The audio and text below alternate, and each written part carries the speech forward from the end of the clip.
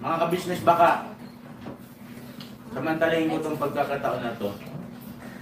Kung po pwede po sana, lalambing ako sa inyo. Suportahan niyo po yung Anime Reactors TV. Solid ka business po yan. Tapos ano po kasi siya, bedridden na po, mga ka-business. So sa pamamagitan ng pagbablog, awa ng Diyos nga, na-monetize na siya. Nagkakaroon siya ng kaunting revenue. Kaya maliliit lang kasi yung views niya. Baka pwede po suportahan natin si Anime Reactors TV. Yan. Pero bedridden na po siya.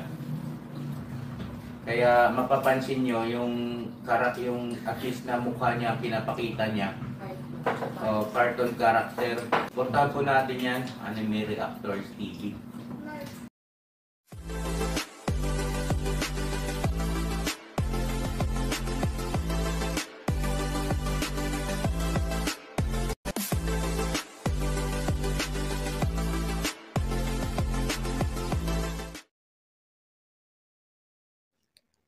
Hello guys, mapagpalang araw po sa ating lahat. Narito pong muli ang inyong lingkod, Anime Reactors TV. At sa mga hindi pa po nakaka-subscribe dyan sa aking munting channel, ay baka pwede naman pong makipindot na po na subscribe button. At makilike and share na rin po ng aking mga video. At patuloy din po natin suportahan ang Mag-amang Ka-Business Official at Papa Dins TV. At ganun din po yung kanilang second YouTube channel na Ka-Business Family. Yun, panibagong araw, panibagong reaction ulit tayo guys. At for today's video po ay gawan po natin ng reaction. Itong hinggil pa rin dito sa naging makontrobersyal na pag-alis nito si Kuya Tony dito sa Ka-Business House.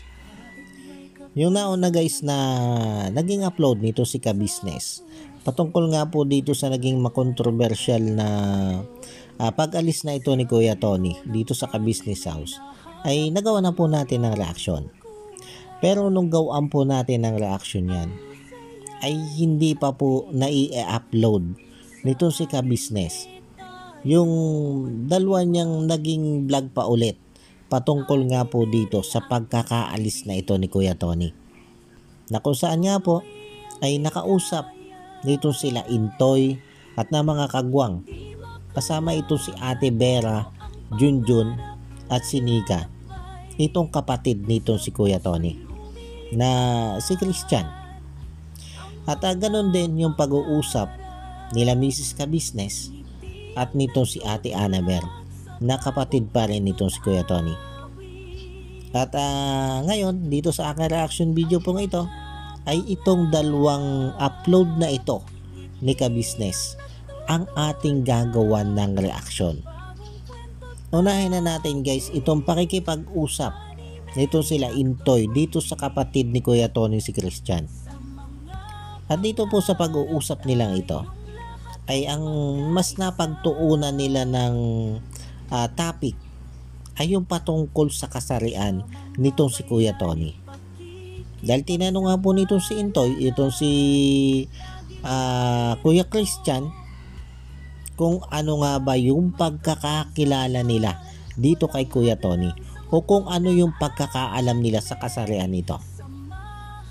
At tinumbok agad nito si Kuya Christian kung ang tinutukoy ba nito si Intoy ay yung pagiging gay nito si Kuya Tony. At ang binanggit nga dito ni Kuya Christian ay nagsimula lang daw ito nung panahon na mawala na si Kuya Tony sa kanyang sariling katinoan. Pero nung nasa wastong katinoan pa daw itong si Kuya Tony, ay hindi ito ganito. Yan yung pagkakasabi nito si Kuya Christian. Pero alam niyo guys, hindi ako kumbinsido dito. Siguro nga ay yun ang pagkakaalam nila noon. Dahil maaaring ito si Kuya Tony noon, nung panahong siya ay hindi pa nawawala sa sarili niyang katinoan, ay nakakaya pa niyang ilihim yung kanyang pagkatao, yung kanyang pagiging gay. At napansin nga lang nila yung pagiging gay nito si Kuya Tony nung panahong wala na ito sa sariling katinoan. Nung panahon na nagiging bulagsak na siya at hindi na niya naiilihim yung kanyang pagkatao. Kumbaga, nang dahil dun sa pinagdadaanan niyang depresyon, ay nawala na rin siya ng kontrol na mailihim pa. Lalo na nga dito sa kuya nito si Kuya Tony na si Christian, yung kanyang tunay na pagkatao. Lalo na siguro nung magawa nito si Kuya Christian ng FB account itong si Kuya Tony. Dahil ayon dito kay Kuya Christian ay siya ang gumawa ng FB account nitong si Kuya Tony. At dahil nga siya ang gumawa nitong FB account nito si Kuya Tony, ay alam niya kung ano ang password nito. Kaya naman nabubuksan-buksan niya itong account ni Kuya Tony ito. At dito niya nakita kung ano yung mga pinag-chat-chat nitong si Kuya Tony doon sa mga kaibigan niya o sa kung sino-sinong lalaki. At ayon nga dito kay Kuya Christian ay doon na niya natuklasan kung ano yung mga malalaswang transaksyon nitong si Kuya Tony sa mga lalaki na nakaka-chat niya. At ayon pa nga dito kay Kuya Christian ay itong mga nakita nila Mrs. Ka-Business dito sa messenger ni Kuya Tony na mga malalaswang aktibidad ng mga lalaki na ipinapasa dito kay Kuya Tony ay hindi pa daw lahat yan, dahil marami na nga daw po siyang nabura na. Kaya lang ay hindi pa nga daw niya nabuburang lahat. Yan ay batay dito sa mga sinabi nitong si Kuya Christian.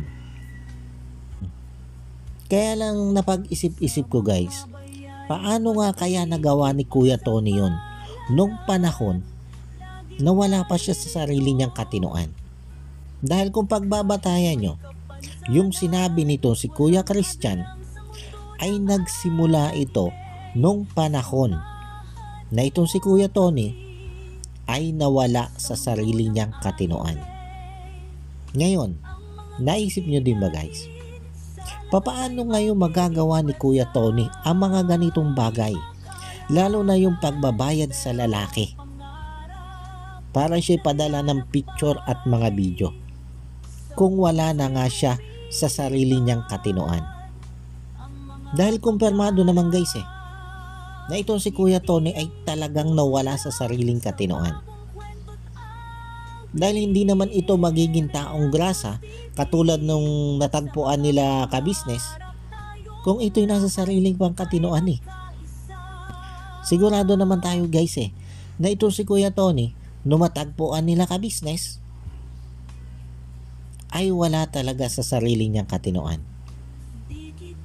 Kaya napaisip talaga ako dito guys kung paano nagawa ni Kuya Tony yon. O si Kuya Tony nga kaya ang may gawa ng mga bagay na yon? O baka biktima din lang siya? Ang iniisip ko dito guys, hindi kaya may ibang tao na katulad din ni Kuya Tony ang kasarian na nakakapagbukas ng account o ng FB account nitong si Kuya Tony at ginagamit itong si Kuya Tony para manghingi ng mga malalaswang picture at video ng mga lalaki. Maging yung video na sinasabi ni Mrs. Ka-Business na ipinasa daw nito si Kuya Tony na gumagawa siya ng malaswang bagay.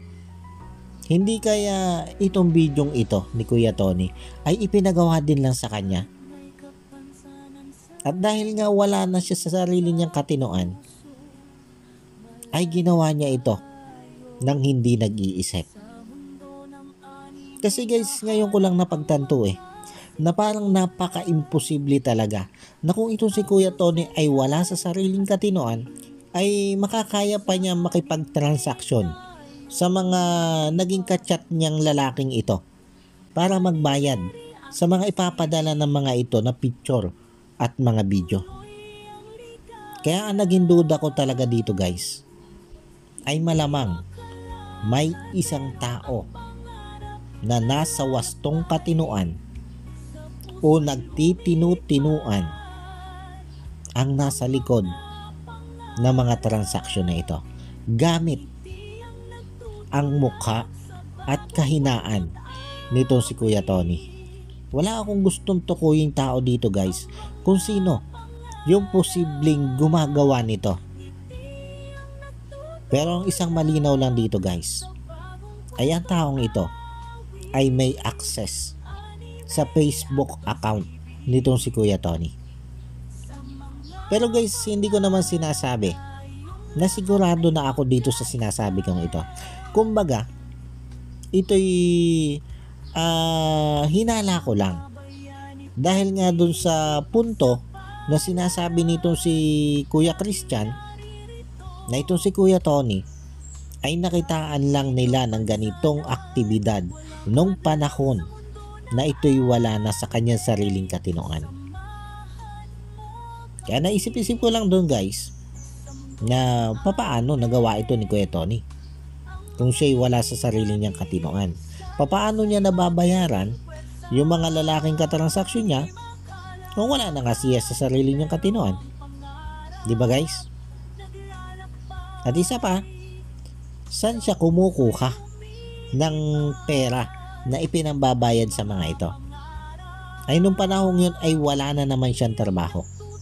Ito naman guys ay ibinatay ko lang dito sa mga sinabi nga nitong si Kuya Christian na kapatid nga nito si Kuya Tony.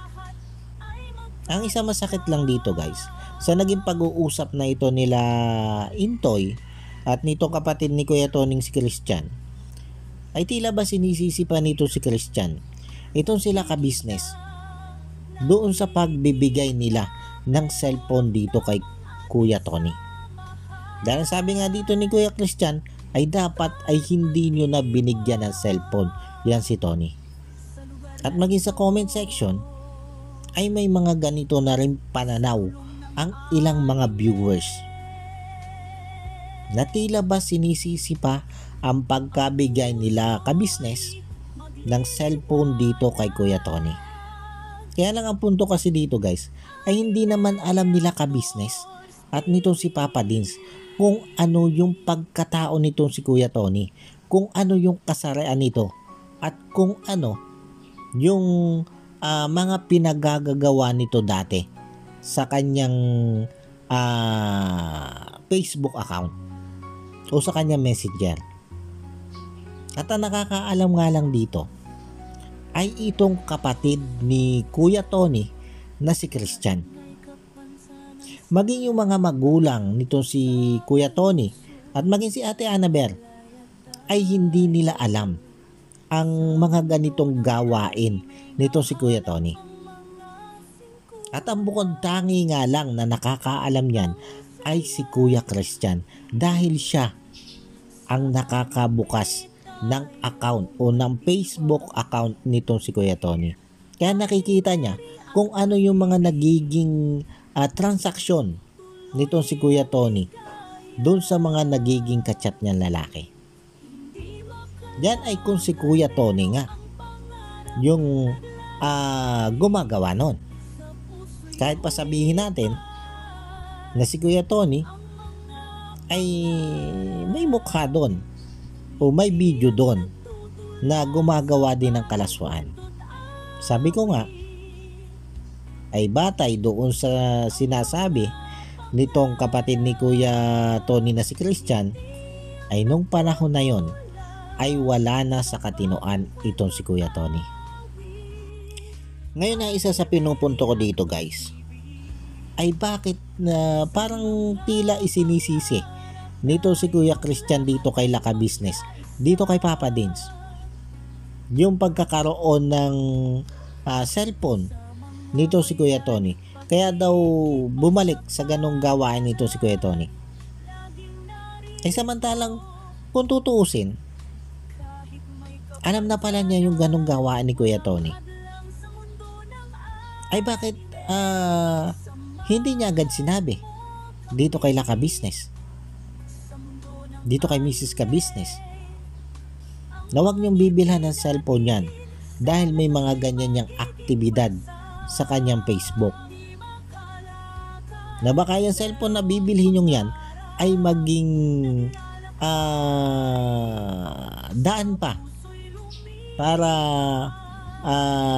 makagawa uli itong si Kuya Tony ng hindi maganda. Kumbaga, bakit nanahimik siya sa ganong issue? Bakit hindi agad niya yun ipinagtapat kay la Mr. and Mrs. Ka Business? Bakit kung kailan na nagkaganto na nagkaroon na ng problema ay saka siya magngangawa ng ganyan? Na tila ba sinisisi niya itong sila Ka Business, itong si Papa Dins, na kung bakit binilhan pa ng cellphone itong si Kuya Tony. Ay samantalang yung pagkakabili naman ng cellphone na yan ni Kuya Tony ay hindi biglaan. Inabot pa yan ng ilang linggo o inabot pa nga yata yan ng buwan bago yan binili ni Papa Dins para kay Kuya Tony. At sinasabi naman ni Papa Dins sa kanyang mga vlog at maging sa vlog na rin ni Ka Business, natuto pa rin niya yung pangako niya kay Kuya Tony na bibilhan niya ito ng cellphone. Ngayon, malinaw lang na alam naman nito si Kuya Christian yung mga ganyang gawain nito si Kuya Tony. Lalo pag ito'y may cellphone, bakit hindi niya ipinaabot agad dito kay Laka Business? Bakit hindi niya sinabi ay may contact naman siya dito kay la Mrs. Ka Business? Dahil bago nga na-contact nila Ka Business, itong sila tatay at itong sila ate Annabel, ay itong si Kuya Christian muna ang na-contact nila. Malinaw lang na may contact siya dito kay Laka Business. Bakit hindi ngayon niya sinabi yung gawain nito si Kuya Tony, yung hindi magandang gawain nito si Kuya Tony? Tapos ngayon na nagkaletse-letse na, ay para bang sila Ka Business pa ang sinisisi niya? Ano naman kayang klaseng kautuan yan nasa isip mo yan, Kuya Christian? Ay samantalang kung sinabi mo lang sana agad dito kay la Mr. and Mrs. Ka Business na ito si Kuya Tony pala may mga ganong gawain, pag ito'y may hawak na cellphone at nagpe-Facebook, ay kaya pa naman yan bilhan nito si Papa Dins ng cellphone kung alam naman nila na itong cellphone na ito ang makakasira pa dito kay Kuya Tony. Ay malinaw naman na kaya binili ni Papa Dins ang cellphone na yan ay para makatulong din dito kay Kuya Tony, hindi para makasama. Kaya kung alam agad nila na ang cellphone na ito ay makakasama pala kay Kuya Tony, ay hindi naman mga siraulo yung mga yan. Para bilang pa itong si Kuya Tony ng cellphone, kung alam nila na itong cellphone na ito ang siya makakasira dito kay Kuya Tony. Tapos dito naman guys, sa pag-uusap nito sila Mrs. Ka Business at nito si Ate Annabel, ay nabanggit nito si Mrs. Ka Business dito kay Ate Annabel yung patungkol nga dito sa mga natuklasan nila dito kay Kuya Tony. At ang banggit nga nito si Ate Annabel ay hindi din nila alam ang patungkol dito. Maging yung tatay nito si Kuya Tony ay hindi alam na itong si Kuya Tony pala ay may mga ganitong transaction sa kanyang messenger. At hindi din nila alam na itong si Kuya Tony ay isang gay. At nabanggit din ito si Ate Annabel dito kay Mrs. Ka Business na itong si Kuya Tony nga daw, ang pagkakaalam niya ay 4 na taon na walang cellphone. Kaya dito ay iginiit nito si Mrs. Ka Business na papaanong 4 na taon nang walang cellphone itong si Kuya Tony. Ay may mga nakita silang chat dito sa Facebook ni Kuya Tony noong taong 2021 at 2022. Kaya papaanong 4 na taon nang walang cellphone itong si Kuya Tony? Ano sabi nga dito ni Ate Annabel ay nung uwi niya ng 2022 ay wala na itong cellphone si Kuya Tony. At marahil kaya niya nasabi na ito si Kuya Tony ay 4 na taon nang walang cellphone, ayun din ang sinabi sa kanya nitong mga kasama ni Kuya Tony dito sa bahay. Katulad nga halimbawa nito si tatay. Kaya dito guys ay mas lalong lumaki yung aking pagdududa na baka nga may ibang tao na katulad nito si Kuya Tony ang kasarian na gumagamit nitong Facebook account ni Kuya Tony para manghingi ng mga malalaswang picture at mga video ng mga lalaki. At maaaring yung tao din yon ang nagbabayad sa mga lalaking hinihinga niya ng mga picture at video. Kumbaga, ginagamit niya yung pangalan ni Kuya Tony at ang mukha ni Kuya Tony sa kanyang makamundong gawain para hindi masira yung kanyang reputasyon. Dahil siguro iniisip din niya na itong si Kuya Tony naman ay wala nga sa sariling katinoan. Kaya inisip din siguro niyang wala nang mawawala kay Kuya Tony o wala nang masisira dito kay Kuya Tony dahil nga ito'y wala na sa sarili niyang katinoan. Kasi kung iisipin natin guys, kung pagbabatayan natin ito sinabi ni Ate Annabel na may 4 na taon nang walang cellphone ito si Kuya Tony. Kaya parang lalong naging imposible ngayon na itong si Kuya Tony ay magawa pa nito makipagtransaksyon dito sa mga lalaking ang hinihingan niya ng mga malalaswang picture at video. Kung itong si Kuya Tony nung panahong ito ay wala palang cellphone. Kumbaga ganito guys, pagsamasamahin natin yung aking mga pinupunto. Una, wala sa katinoan itong si Kuya Tony. Pangalawa, walang trabaho itong si Kuya Tony para pagkunan ng pera na ibabayad dito sa mga lalaking nagbibigay sa kanya ng mga picture at video. Pangatlo, ayon kay Ate Annabel ay 4 na taon na walang cellphone itong si Kuya Tony. Ngayon, dahil dyan sa 3 tinukoy kong yan, ay tila ba masyado akong nahihiwagaan kung papaano yun nagawa ni Kuya Tony, kung papaanong nagawa ni Kuya Tony na makipagtransaksyon sa mga lalaking yun. Kung yan 3 yan na sinabi ko, ay yan yung kalagayan ni Kuya Tony noon. Uulitin ko guys yung 3 yan. Una, may diferensya si Kuya Tony sa pag-iisip. Pangalawa, walang trabaho si Kuya Tony noon, kaya wala itong pera. Pangatlo, wala pala siyang cellphone nung panahong yon. Ngayon guys, kayo na po yung mag-isip kung paano nagawa ito ni Kuya Tony. At kung ano yung nasa isip nyo, ay baka pwede naman pong i-comment nyo kung pareho ba tayo ng hinala o ako lang yung may ganitong kaisipan. Kasi parang naging misteryoso talaga sa akin guys kung paano nagawa ni Kuya Tony yon. Kung ang pagbabatayan mo ay ito mga sinabi nito si Kuya Christian at nito si Ate Annabel. Paano guys, hanggang dito na lang muna ulit po. At sana po nagustuhan nyo itong aking reaction video na ito. At maraming salamat po sa patuloy pong sumusuporta at walang sawa pong nanonood sa aking mga reaction video. At sa mga hindi pa po nakaka-subscribe dyan sa muntik kong channel, ay baka pwede naman pong makipindot na po ng subscribe button at maki-like and share na rin po ng aking mga video. At yun, bago po tayo magtapos ay gusto ko lang pong i-shout out itong sila Ma'am Nerissa ng New Jersey. Shout out po sa inyo ma'am.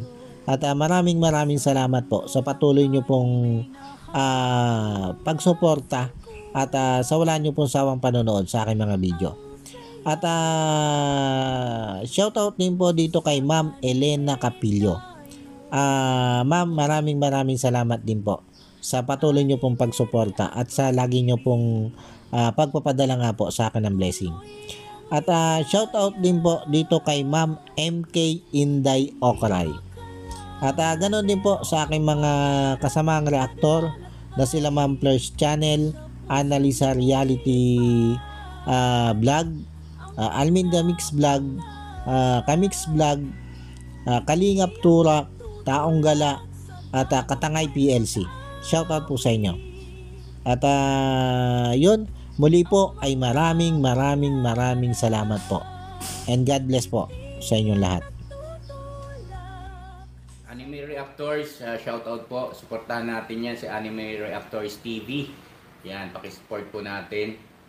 Siya po ay isang bidridden na mga ka-business. Check nyo po yung kanyang YouTube channel, Anime Reactors TV. Siya po siyang bidridden na, ayan, kahit paano nakakagawa-gawa siya ng mga reaction video patungkol sa ka-business official. Suportahan po natin para kahit paano magkaroon siya ng revenue, may magamit siya sa pambili-bili man lang ng gamot. Ano po mga ka-business.